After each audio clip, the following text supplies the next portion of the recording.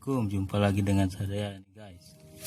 Ini kucing di tempat kontrakan kami nih, dia mau pamit sama kita nih, kan kita mau pergi nih dari kontrakan nih, mau pindah. Kucing yang di kontrakan sepertinya dia sedih nih, tidak mau ditinggalkan kami.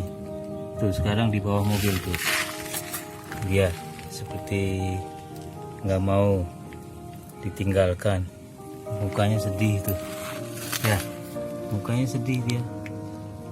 Ini kucingnya pintar nih, dia tahu, seperti tahu dia karena ditinggal, karena kami tinggali kan, kami mau pindah ke tempat sewa yang baru.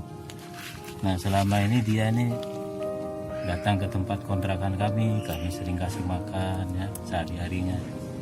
Jadi pas kami mau pergi, mau pindah, nah ini kucing keberatan dia nih, seperti nggak mau ditinggalin.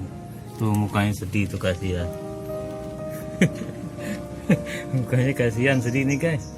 Kami bawa juga, dia ada anaknya disuruh bawa nggak mau kan, nggak bisa kita bawa dia doang, dia ada anaknya 2 ekor. Tuh seperti ngambek tuh, jangan pergi, jangan tinggalkan saya katanya.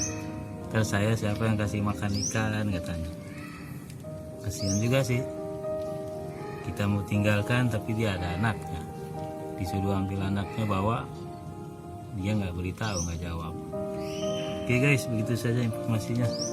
Assalamualaikum.